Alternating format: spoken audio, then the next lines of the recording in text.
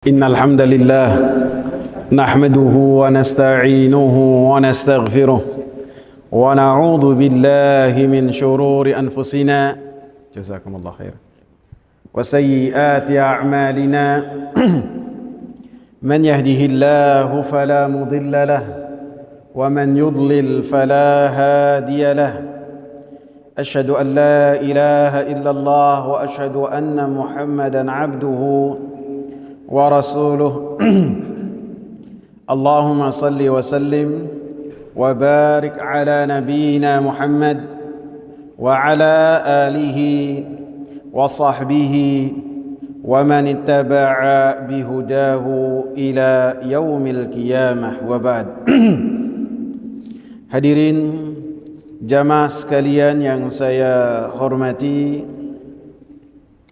di dalam kitab Al-Qaulul Mufid karya Al-Imam Muhammad bin Shalih Al-Utsaimin rahimahullah, ketika beliau menjelaskan hadis la tattabi'unna sanana man kana qablakum hadwal qudzati bil qudzati hatta law dakhalu juhra dhabbin la dakhaltumuh qalu ya Rasulullah al-yahuda wan nasara qala faman akhrajah.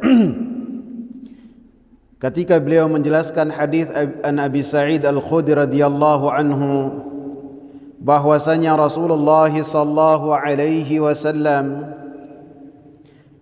menyatakan, kalian demi Allah pastinya akan mengikuti jalan-jalan sebelum kalian, orang-orang sebelum kalian. Hadwal qudzati bil qudzah, bagaikan bulu anak panah yang serupa persis. Hatta law dakhalu juhra dhab, dan kita sudah membahas bahwasanya hadwal qudzati bil qudzah ini bukan lafaz yang tercantum dalam Sahih Bukhari dan Muslim. Hatta law dakhalu juhra dhabbin, sampai apabila orang-orang terdahulu itu masuk ke dalam lubang dhab, sarang dhab, la dakhaltumuh, pastinya kalian akan mengikuti mereka. Qalu ya Rasulullah, maka para sahabat berkata, wahai Rasulullah, al-yahuda wan nasara, apakah yang dimaksud orang-orang sebelum kita ini adalah orang-orang Yahudi dan orang-orang Nasara? Maka Rasulullah sallallahu alaihi wasallam katakan, faman, ya siapa lagi, akhraja, dikeluarkan oleh Imam Bukhari dan Al-Imam Muslim dalam dua kitab sahihnya. Disebutkan oleh Al-Imam Muhammad bin Shalih Al-Utsaimin rahimahullah 5 pelajaran. Yang pertama, ما أراده المؤلف بسياقه وهو أن بعض هذه الأمة يعبد الأوثان. Apa yang diinginkan oleh penulis dengan apa yang telah beliau cantumkan dalam bab ini, yaitu babun ma jaa anna ba'd hadhihi al-umma ya'budul awthan, bab apa-apa yang tercantum dalam Al-Quran dan As-Sunnah bahwa sebagian umat ini akan beribadah terhadap berhala dan melakukan kesyirikan. Wa huwa, yang diinginkan oleh penulis, anna ba'dha hadhil ummati ya'budul awthan, bahwasanya umatnya Nabi Muhammad sallallahu alaihi wasallam akan beribadah terhadap berhala, akan melakukan kesyirikan kepada Allah subhanahu wa ta'ala, yakni sebagian, tidak secara keseluruhan. Li'annahu min sanani man qablana, karena hal tersebut termasuk dari jalan-jalan orang-orang sebelum kita. Wa qad akhbara sallallahu alaihi wasallam, dan Nabi sallallahu alaihi wasallam telah mengabarkan, annana sanattabi'uhum, bahwasanya kita akan mengikuti mereka. Dan apa yang dikabarkan oleh Nabi sallallahu alaihi wasallam pastinya itu adalah sesuatu yang benar dan akan terjadi. Dan apa yang dikatakan oleh penulis bahwasanya umat ini artinya sebagian dari umat Nabi Muhammad sallallahu alaihi wasallam. Karena dalam hadis-hadis yang lain disebutkan la tazalu ta'ifatun min ummati 'alal haqqi zahirin, senantiasa sebagian dari umatku mereka akan senantiasa berada di atas kebenaran. Kebenaran tersebut apa? Al-Quran dan As-Sunnah sesuai dengan apa yang telah diamalkan oleh para sahabat ridwanullahi alaihim. Maka akan senantiasa ada dalam umat ini manusia-manusia, kelompok manusia yang mana mereka senantiasa mengagungkan Al-Quran dan As-Sunnah dan mewaspadai apa yang telah diwaspadai oleh Al-Quran dan As-Sunnah.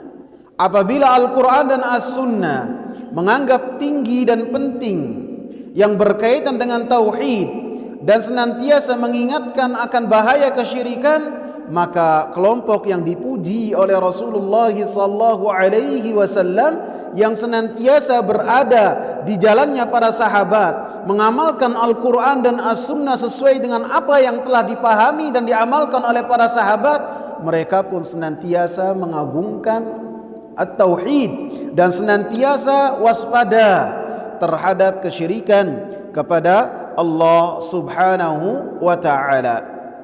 Jadi dalam pelajaran yang pertama bahwasanya sebagian umat ini mereka akan beribadah kepada selain Allah Subhanahu wa taala dan melakukan kesyirikan. Karena dalam hadis ini la tattabi'unna sanana man kana qablakum. Kalian pasti akan mengikuti jejak-jejak langkah umat-umat sebelum kalian.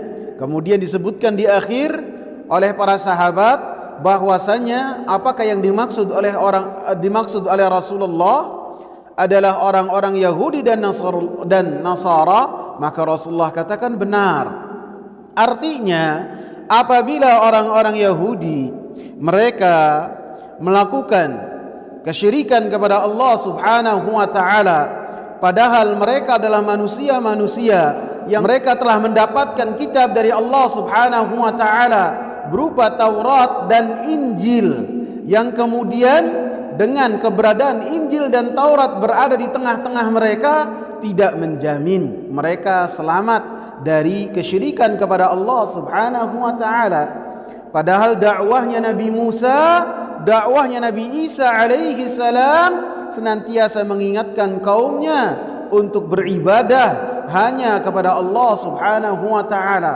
Untuk para manusia mengesahkan Allah Subhanahu wa taala dan tidak memalingkan ibadah sedikit pun kepada selain Allah Subhanahu wa taala. Akan tapi itu semua tidak menjamin dan menjadikan mereka terjatuh di dalam kesyirikan kepada Allah Subhanahu wa taala. Pelajaran yang berikutnya, annahu yanbaghi ma'rifatu ma kana 'alaihi man kana qablana, bahwasanya ada keharusan bagi kita untuk mengetahui keadaan umat-umat sebelum kita, bagaimana keadaan mereka. Mimma yajibul hadaru minhu linahdharahu, dengan apa-apa yang wajib bagi kita waspada dengan apa yang telah mereka lakukan. Linahdharahu, untuk kita tidak melakukan apa yang telah mereka lakukan. Wa ghalibu dzalika, dan kebanyakan dari apa yang telah mereka lakukan, walillahil hamdu, segala puji milik Allah, maujudun fil Qur'ani was sunnah, telah tercantum dalam Al-Quran dan sunnah Nabi sallallahu alaihi wasallam. Jadi kemaksiatan-kemaksiatan yang telah dulu dilakukan oleh orang-orang sebelum umatnya Nabi Muhammad sallallahu alaihi wasallam, maka sebagian besarnya telah tercantum dalam Al-Quran dan As-Sunnah, kemudian dikabarkan oleh Rasulullah supaya kita mengambil pelajaran dari apa yang telah mereka lakukan.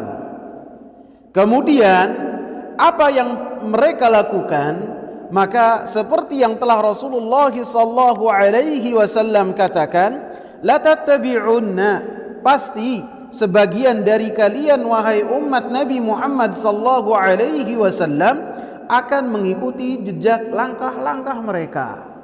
Walaupun mereka itu dalam hadis Abdullah bin Abbas ada yang mendatangi ibunya, menjimai ibunya di pinggir jalan, maka sebagian dari umat ini akan menganggap hal tersebut adalah hal yang baik dan kemudian akan melakukan hal tersebut. Sehingga disebutkan kiasan oleh Rasulullah sallallahu alaihi wasallam, hatta law dakhalu juhra dhab, apabila mereka itu masuk lubang dhab, sarangnya dhab, maka kalian akan mengikutinya. Padahal sarangnya dhab, lubangnya dhab yang ada di padang pasir ini adalah sarang yang sangat sulit sekali. Sudah masuknya sulit, begitu masuk langsung nikung ke jalan ke arah yang lain. Sehingga Rasulullah sallallahu alaihi wasallam katakan, walaupun hal yang mereka lakukan adalah sesuatu yang sangat sulit sekali, yang sangat tidak bisa diterima oleh akal-akal kalian, maka kalian akan menganggap hal tersebut sebagai hal yang biasa. Bahkan lebih dari itu, sebagian dari umatnya Nabi sallallahu alaihi wasallam mereka akan melakukan hal yang sama, akan menjiplak apa yang telah mereka lakukan, akan bangga terhadap apa yang mereka lakukan.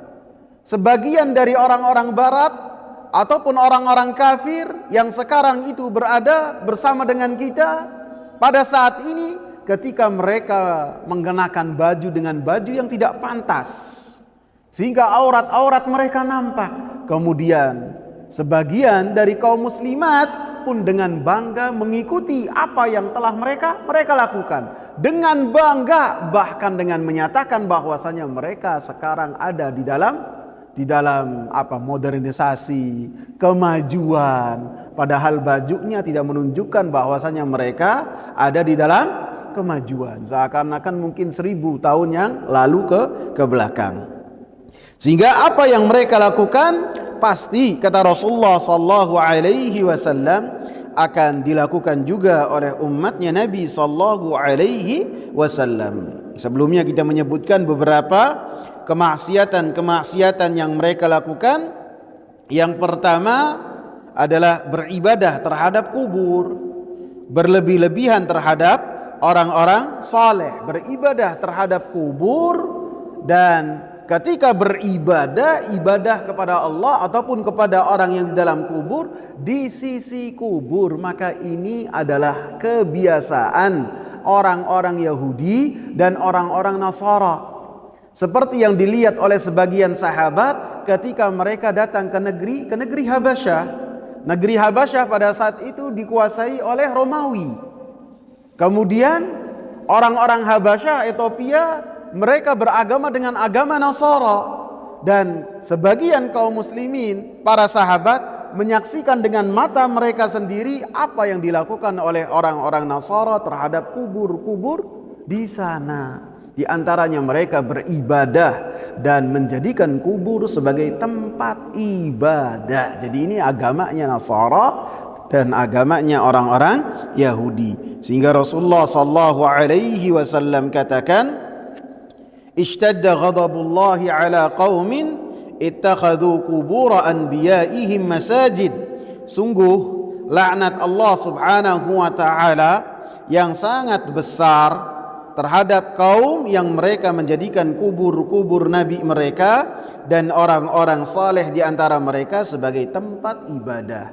La'natullahi 'alal yahudi wan nasara ittakhadhu qubur anbiya'ihim masajid. Sungguh laknat telah diberikan kepada orang-orang Yahudi dan orang-orang Nasara karena mereka menjadikan kubur Nabi mereka sebagai tempat ibadah kepada Allah Subhanahu wa taala. Begitu juga yang tercantum dalam hadis Aisyah radhiyallahu anha ketika Rasulullah sallallahu alaihi wasallam mendengarkan Ummu Salamah dan Ummu Habibah berkisah kepada Aisyah radhiyallahu anha tentang gereja, yang gereja tersebut bernama Maria, gereja yang sangat besar.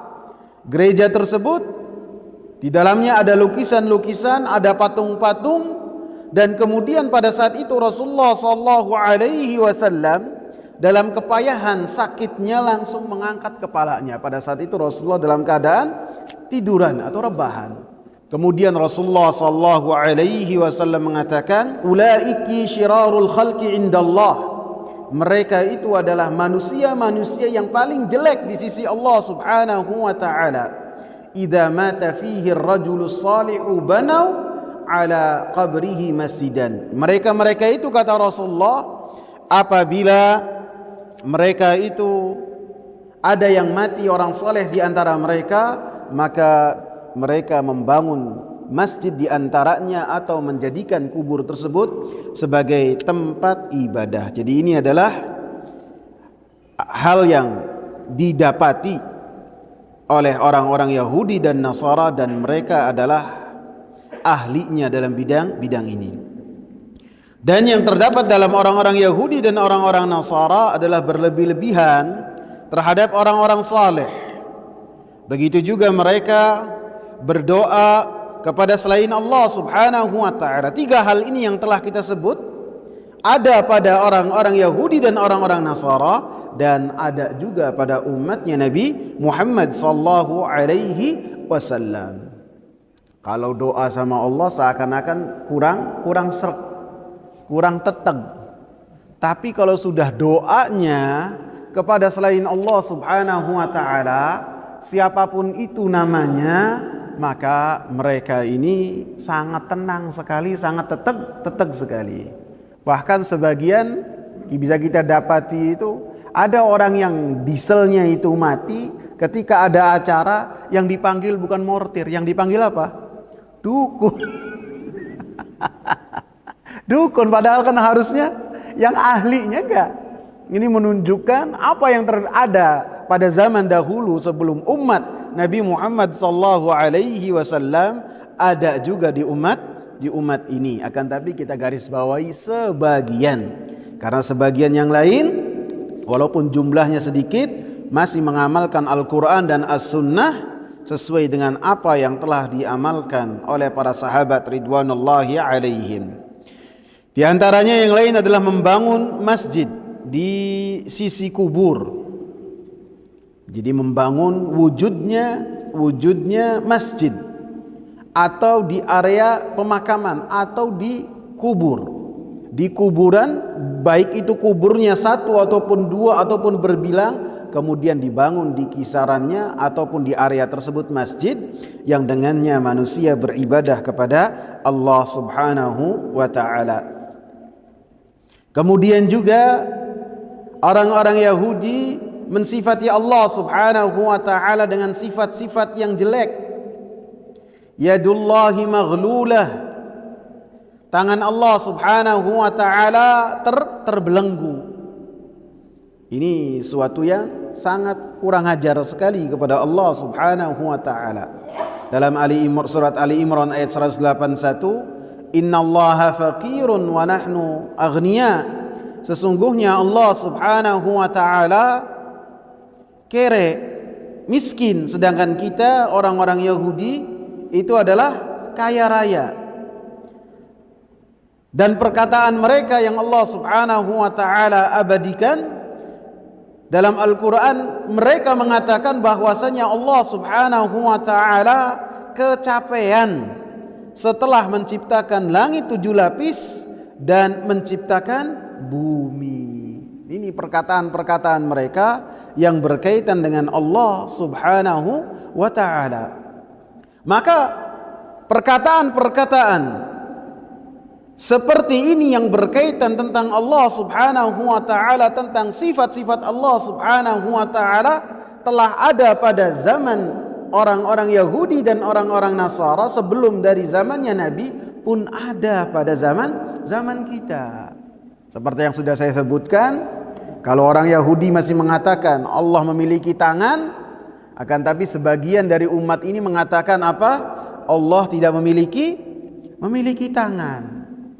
Sebagian yang lain mengatakan Allah Subhanahu wa taala tidaklah mampu untuk melakukan apa yang Allah Subhanahu wa taala kehendaki, dengan mengatakan bahwasanya Allah tidak beristiwa di atas arsy-Nya, padahal perkataan Ar-Rahmanu 'alal 'arsy istawa tercantum dalam 7 tempat dalam Al-Qur'an. Ar-Rahmanu 'alal 'arsy istawa.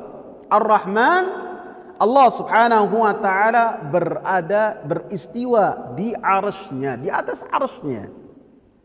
Maka ucapan ayat ini pun disanggah oleh sebagian dari orang yang mereka mengatakan bahwasanya Allah Subhanahu wa taala tidak beristiwa, akan tetapi Allah Subhanahu wa taala menguasai.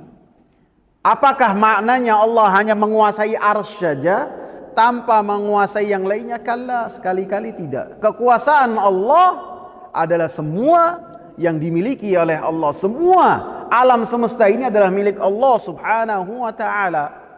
Semua makhluk adalah Allah Subhanahu wa taala yang telah menciptakannya, dan itu kekuasaan dan dimiliki oleh Allah Subhanahu wa taala.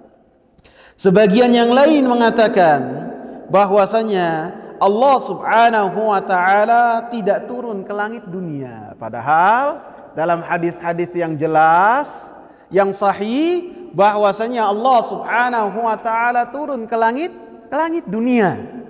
Kapan itu? Sepertiga malam terakhir. Turun ke langit dunia. Turunnya bagaimana? Wallahu taala a'lam. Rasulullah sallallahu alaihi wasallam tidak menjelaskan, Allah Subhanahu wa taala tidak menjelaskan, dan para sahabat ridwanullahi alaihim tidak bertanya.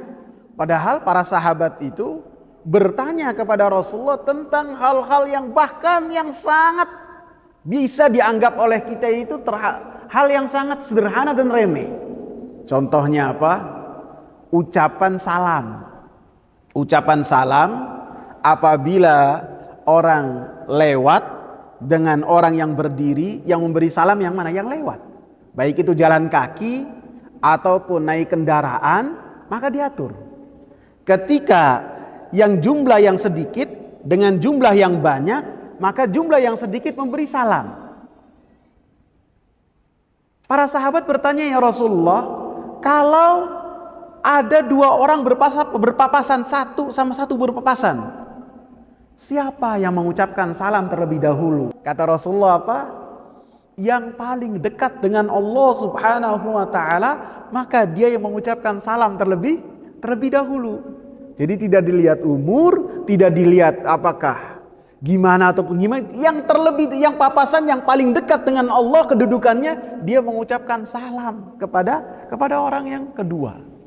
Sehingga apabila hal-hal yang demikian ditanyakan oleh para sahabat ridwanullahi alaihim, karena di dalamnya ada kebaikan, maka ketika yang berkaitan dengan istiwa, yang berkaitan dengan Allah Subhanahu wa taala turun ke langit bumi, kemudian keadaan Eropa, bagian bumi yang lainnya berubah-ubah, maka jangan kita tanyakan, karena para sahabat tidak bertanya.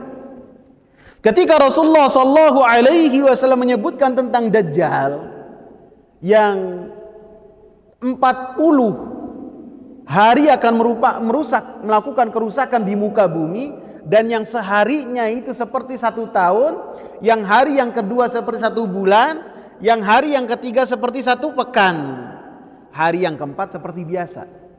Yang ditanyakan oleh para sahabat gimana? Yang setahun, yang 2 sebulan, yang sepekan sholatnya gimana? Apakah sholatnya itu sama dengan sehari kita ini atau bagaimana? Maka kata Rasulullah, uqduru lahu qadra, kalian perkirakan. Apabila sudah sehari semalam, kalian sholat lagi. Jadi menunjukkan hal-hal yang detail pun oleh para sahabat.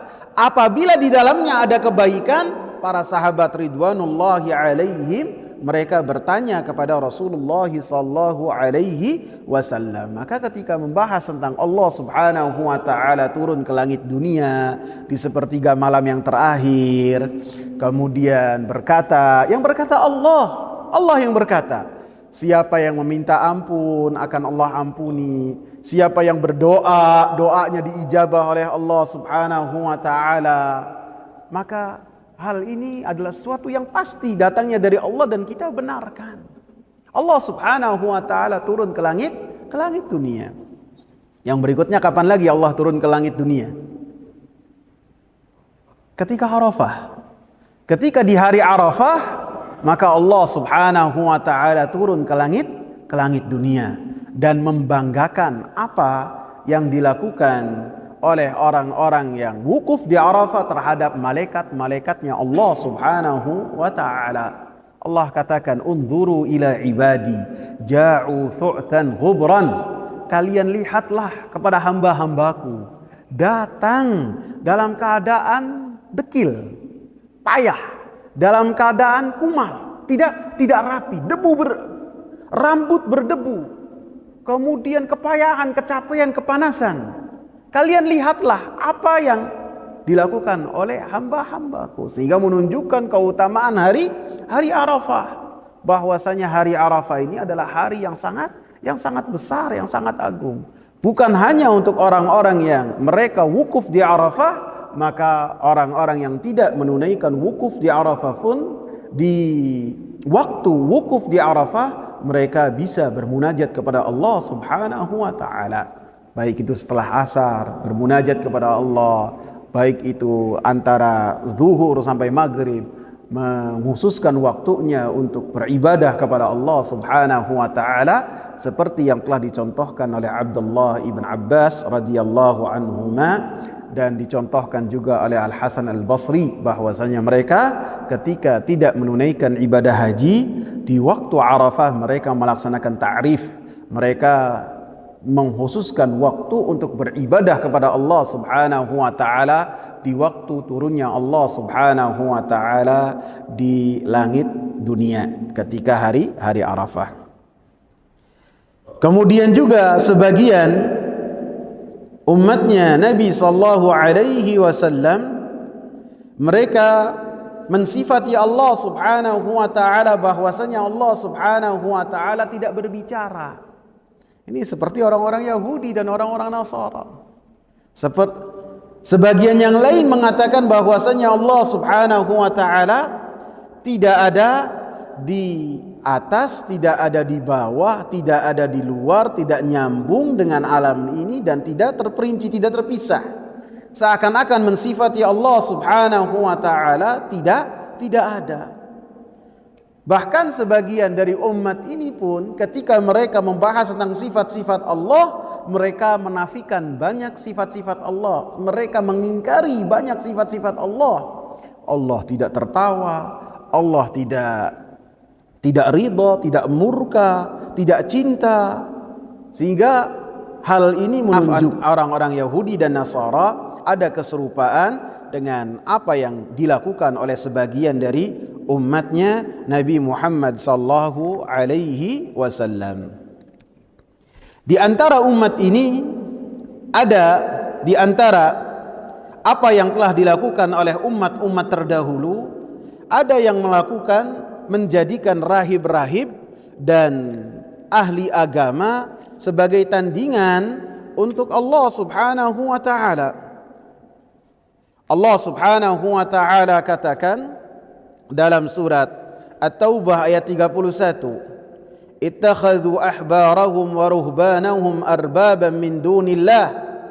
Mereka menjadikan orang-orang alim di antara mereka dan rahib-rahib mereka sebagai tandingan-tandingan untuk Allah Subhanahu wa taala. Artinya, atau sebelum kita sampai kepada artinya, Adi bin Hatim, salah seorang Arab dari bangsa Ta'i yang ayahnya itu dikenal sebagai orang yang sangat dermawan di kalangan orang Arab, Suatu ketika Adi ibn Hatim ini tinggal di perbatasan Syam atau tinggal di negeri Syam, akan tapi beliau orang Arab. Ketika kaum muslimin, para sahabat datang kepada kampung dari Adi ibn Hatim ini, Adi ibn Hatim menyelamatkan diri dengan istrinya, dengan anak-anaknya, kemudian lari. Kemudian pada saat itu para sahabat membawa putri, salah seorang putri dari putrinya Hatim, jadi saudarinya Adi, dibawa, dan berapa banyak dari kabilah Tai ke Madinah. Maka oleh Nabi SAW, karena perempuan ini adalah perempuan dari tokoh, dari putrinya tokohnya orang Arab, dihormati oleh Nabi SAW, dihormati. Padahal terjadi pada tahun 9 Hijriah, ketika Nabi dan kaum muslimin dalam kekuatan yang sangat kuat sekali dan takuti, dihormati. Beberapa lama saudarinya Adi, namanya Sufana, berapa lama Sufana dan kaumnya itu tinggal di kota Madinah, kemudian oleh Nabi SAW dibebaskan. Kemudian Sufana begitu dibebaskan mencari adiknya. Kenapa mencari adiknya? Karena kesal, ditinggal tanpa diselamatkan. Seharusnya dia sebagai saudari diselamatkan juga, kan, tapi dia sibuk membawa keluarganya, ditinggal ketika mendapatkan kabar ada serangan. Maka begitu ketemu dengan adik saudaranya Adi, maka Sufana marah terlebih dahulu. Kemudian setelahnya Sufana menjelaskan bagaimana Muhammad yang ada di kota Madinah ini menghormati dirinya dan jamaah yang bersamanya dari kabilah Tai. Maka Adi bin Hatim yang pada saat itu beragama Nasara tercengang melihat hal tersebut. Kemudian dia melakukan perjalanan ke kota Madinah, 1000 kilo mungkin. Begitu sampai ke kota Madinah, beliau bertemu dengan Nabi SAW, dan Adi pada saat itu memakai salib, dengan salib dari perak, karena dia beragama Nasara. Kemudian pada saat itu Nabi SAW pas membaca ayat ini, ittakhadhu ahbarahum wa ruhbanahum arbaban min dunillah wal masih ibn Maryam. Mereka menjadikan orang-orang alim di antara mereka dan rahib-rahib mereka. Adi langsung ngerti karena orang Arab. Yang dimaksud adalah orang-orang Yahudi dan orang-orang Nasara. Di antaranya dia, arbaban min dunillah, tandingan untuk selain Allah Subhanahu wa taala. Maka kata Adi bin Hatim, ya Rasulullah, nahnu la na'buduhum, nahnu la nasjudu lahum, wala narka'u lahum. Ya Rasulullah, kami ini tidak sujud kepada rahib-rahib kami, tidak sujud terhadap ahli agama kami, tidak ruku, tidak sujud. Maka kata Rasulullah sallallahu alaihi wasallam, bukankah mereka menghalalkan apa yang diharamkan oleh Allah, kemudian kalian mengharamkannya, padahal tahu itu menyelisihi apa yang telah ada dari Allah Subhanahu wa taala. Bukankah mereka mengharamkan apa yang dihalalkan oleh Allah Subhanahu wa taala dan kalian ikuti? Maka kata Adi ibn Hatim mengatakan, "Na'am ya Rasulullah, iya." Maka kata Rasulullah, "Fatilka ibadatuhum." Itulah peribadatan mereka yang Allah Subhanahu wa taala maksudkan dalam surat At-Taubah ayat 31. Jadi ketika menghalalkan apa yang diharamkan oleh Allah Subhanahu wa taala karena perkataan syekh, perkataan ustadz, perkataan kiai, perkataan orang-orang yang dianggap alim, padahal orang tersebut mengetahui ini menyelisihi perintah Allah dan Rasulnya, maka mau tidak mau dia serupa dengan apa yang telah terjadi pada orang-orang Yahudi dan orang-orang Nasara. Orang-orang Nasara mereka menjadikan tandingan untuk Allah Subhanahu wa taala dari kalangan rahib, dari kalangan ahli agama dari sisi ini.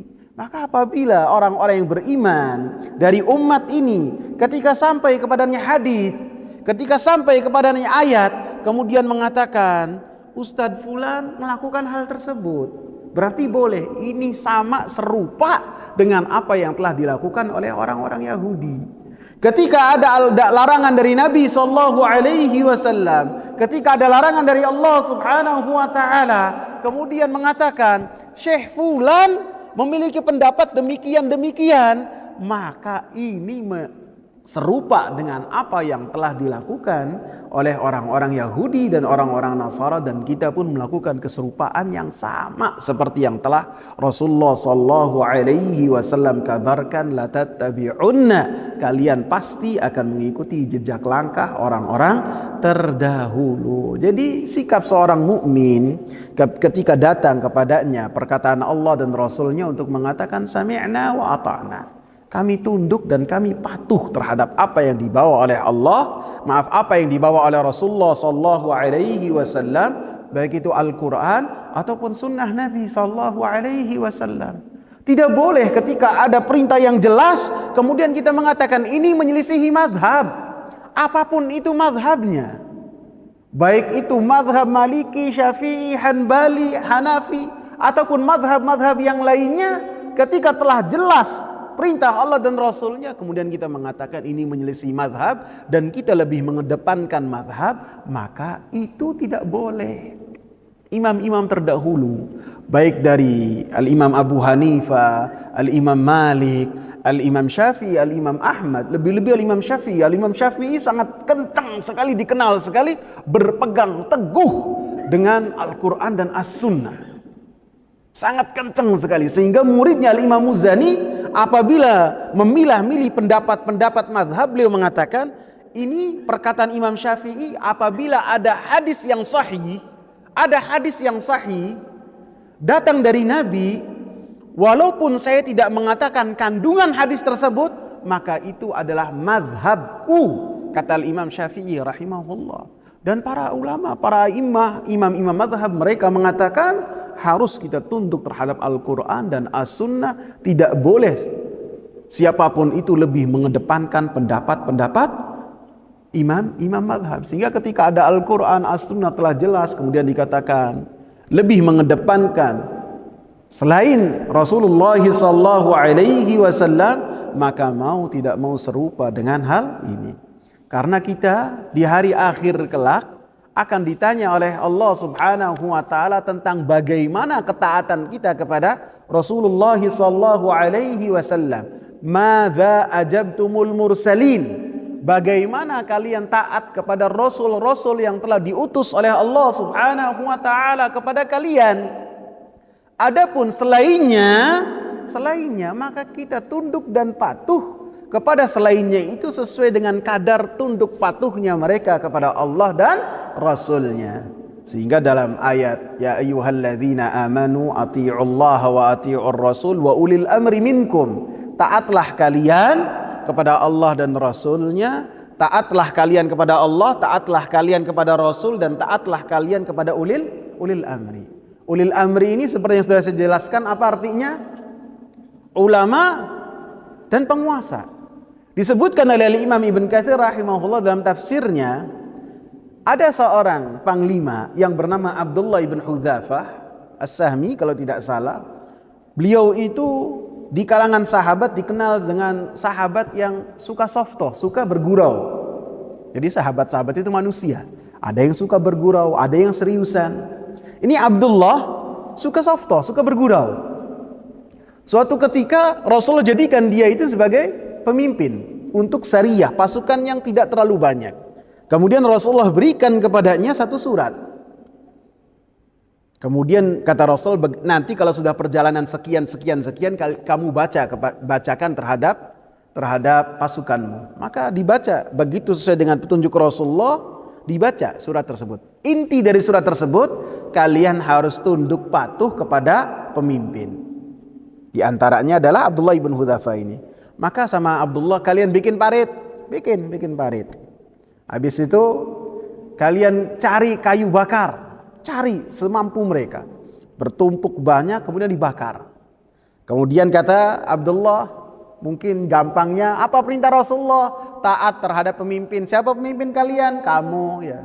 Ya, sekarang perintah saya, setiap masing-masing dari kalian jebur ke parit yang besar berisi air. Softo, gurau. Diam semua.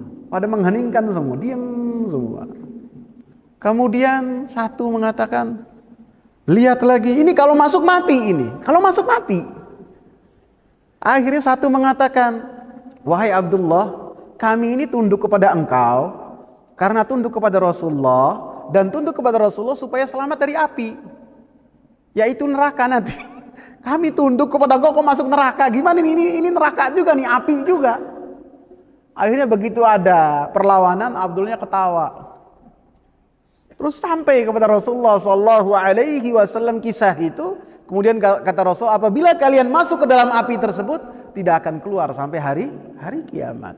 Kemudian turunlah surat, ya ayyuhalladzina amanu athi'ullaha wa athi'ur rasul wa ulil amri minkum. Kemudian Rasulullah katakan, innamat ta'atu fil ma'ruf.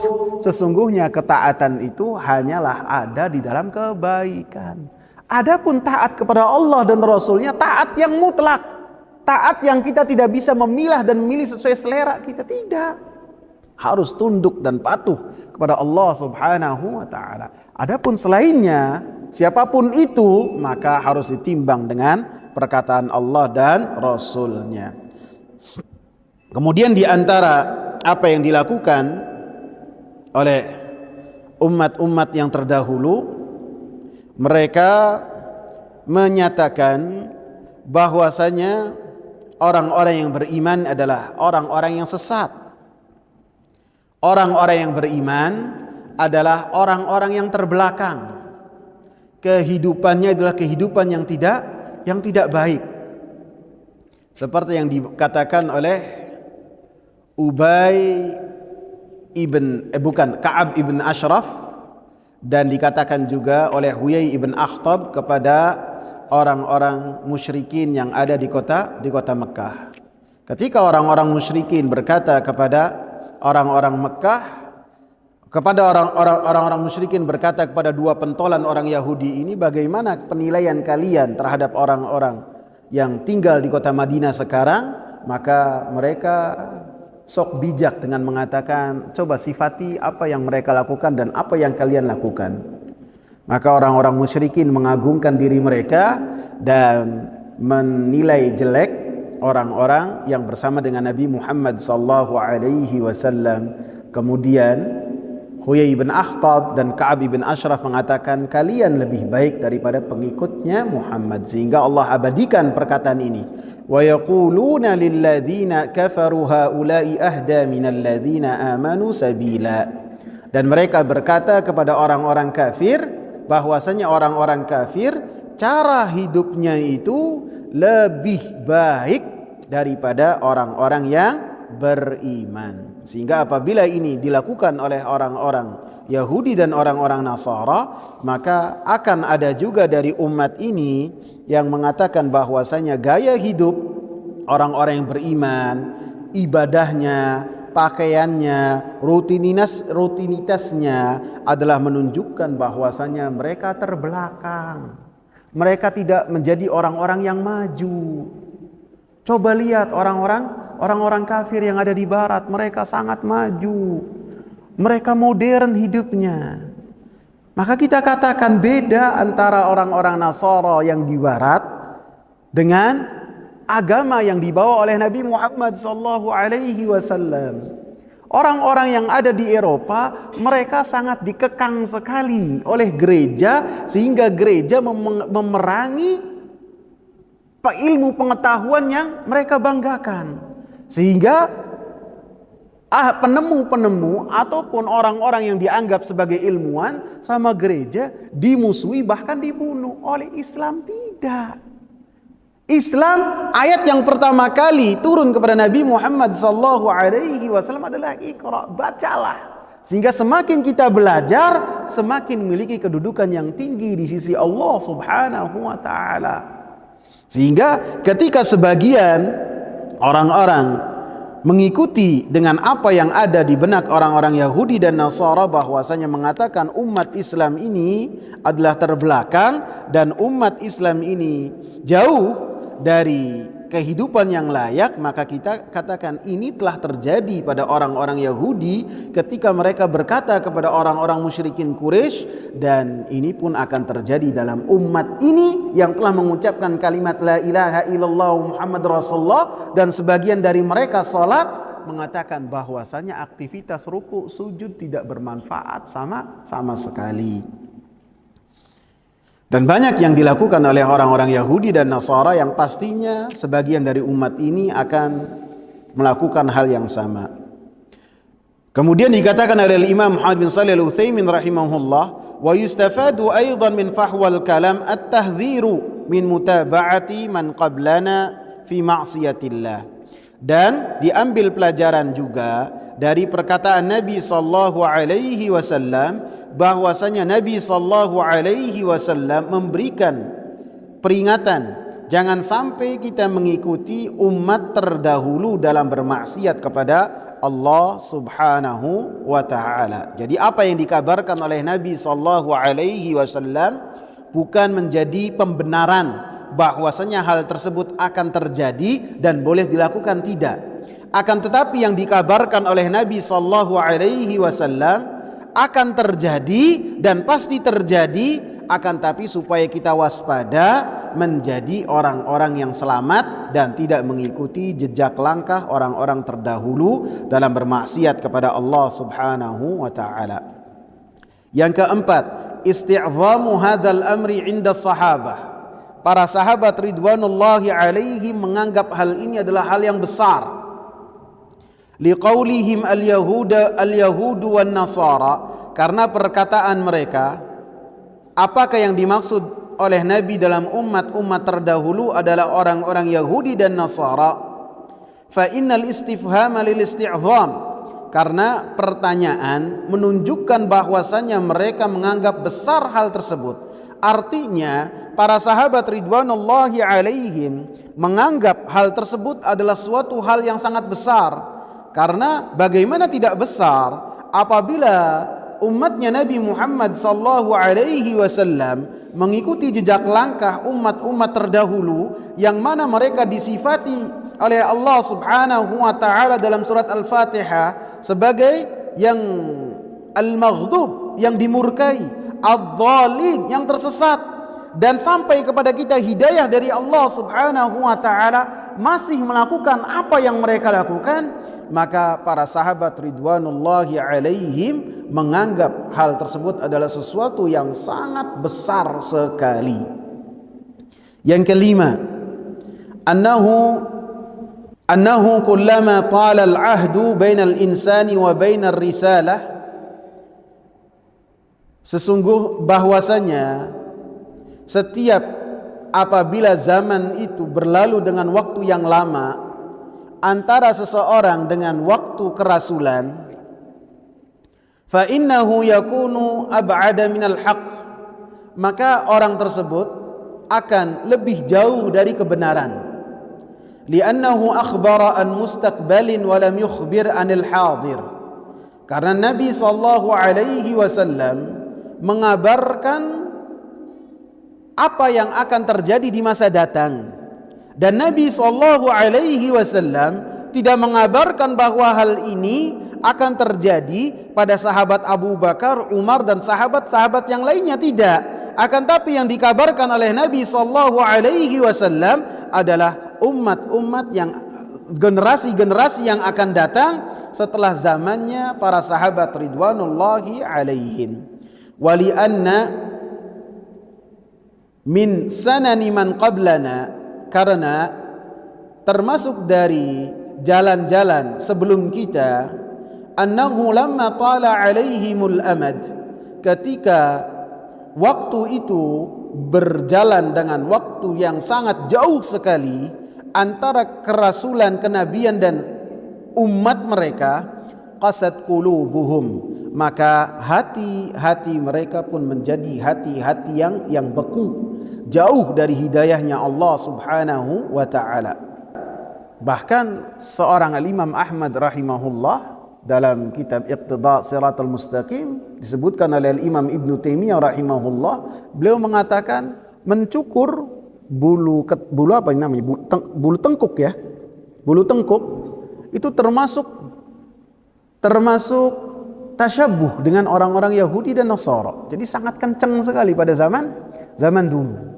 Sehingga ketika membersihkan ini pada saat itu termasuk menyerupai terhadap orang-orang Yahudi dan orang-orang Nasara. Jadi sangat kencang sekali. Adapun pada waktu yang lebih jauh lagi dari waktu kerasulan, maka hati-hati manusia akan lebih keras dan akan lebih mudah untuk tergelincir dan jauh dari hidayah Allah Subhanahu wa taala. Kemudian beliau membawakan surat Al-Hadid ayat 16. Alam ya'ni lil ladzina amanu an tahsha'a qulubuhum li dzikrillah wa ma nazala minal haqq wa la yakunu kal ladzina utul kitaba min qablu fatala 'alaihimul amadu faqasat qulubuhum wa katsirun minhum fasiqun.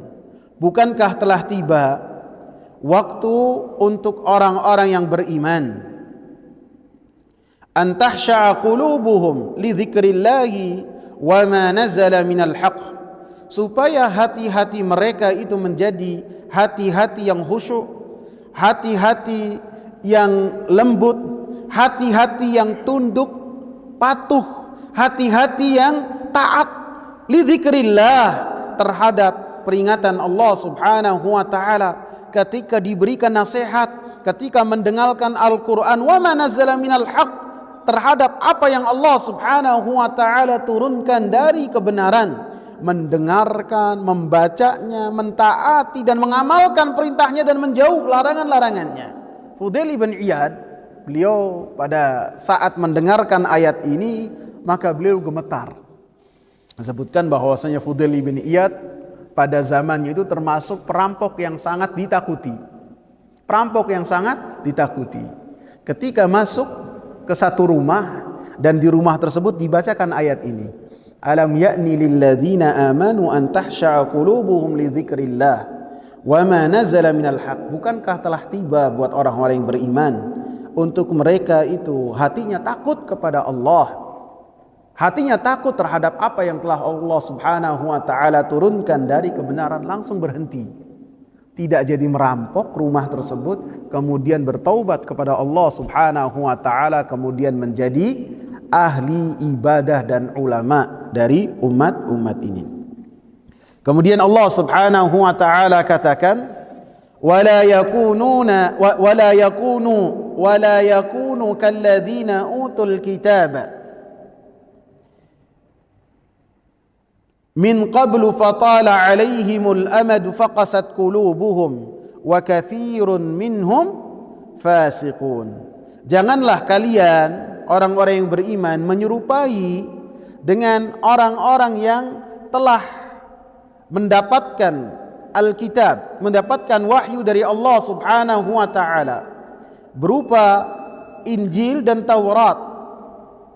Mereka setelah mendapatkan Injil dan Taurat, wahyu dari Allah Subhanahu wa taala, fatala alaihimul amad, kemudian waktu sangatlah panjang di antara rasul dan nabi mereka dengan umat tersebut. Kemudian apa yang mereka lakukan?